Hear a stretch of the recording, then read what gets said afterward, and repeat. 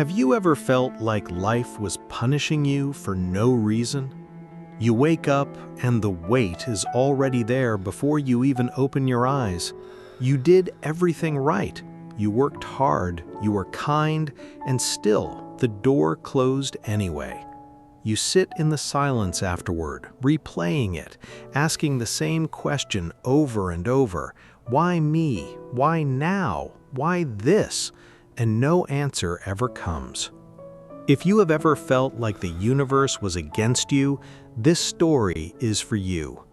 By the end of this story, you may never look at a closed door the same way again. In a small farming village at the edge of a wide valley, there lived a young man named Amir. He was 26 years old, strong-shouldered from years of working his father's land, and known throughout the village for one thing above all else: impatience. Amir wanted results immediately, and when they didn't come, he grew bitter, certain that fate had singled him out for misfortune. That season, a drought came. The wells ran low, the crops browned in the fields, and Amir's frustration turned into something darker, a quiet, burning anger at a life that never seemed to go his way. Amir's anger did not go unnoticed. One evening, as he sat outside his family's cracked, dry field kicking stones into the dust, an old woman named Sitti approached. She had lived in the village longer than anyone could remember, and she was known for saying little, but when she spoke, people listened. "You curse the sky," she said, sitting beside him without being invited. "But you have not asked the sky what it is doing." Amir scoffed. "It is doing nothing. That is the problem." Sitti reached into the folds of her shawl and pulled out a small clay pot and a single seed, dry, wrinkled, unimpressive. She placed it in his palm. "This is a bamboo seed. Plant it, water it every day, and for 4 years you will see nothing, no stem, no leaf, nothing above the soil at all. Your neighbors will think you are foolish, watering dirt. But in the 5th year, it will grow 80 feet in 6 weeks. Amir turned the seed over in his fingers, unconvinced. 4 years of nothing? I don't have 4 years to waste on dirt. You don't have 4 years? Sitti said quietly. Or you don't have the patience for 4 years. Amir didn't answer. He planted the seed the next morning, more to end the conversation than out of belief. He watered it once, then again the following week. But as the days passed and nothing broke through the soil, his attention drifted back to the drought, to his losses, to his anger. He watered it when he remembered, skipped it when he didn't, and began to treat it the way he treated most disappointments in his life, as proof that effort didn't matter. Weeks turned into months.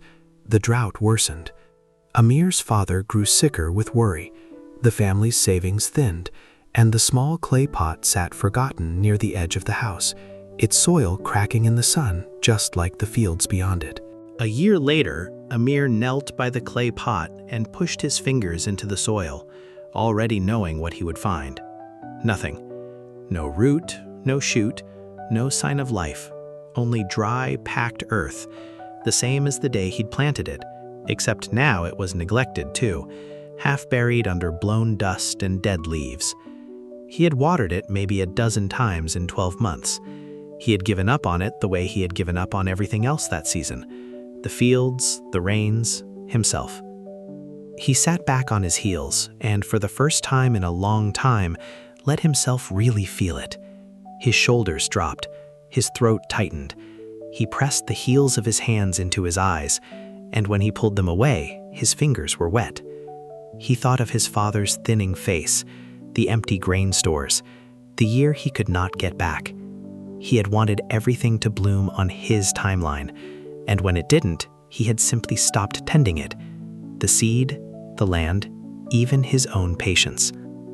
That night, Sitti found him sitting alone by the dead pot. She didn't scold him. She simply sat down beside him again, the way she had a year before. "You watered it when it was convenient," she said gently. "But the seed does not grow on your schedule.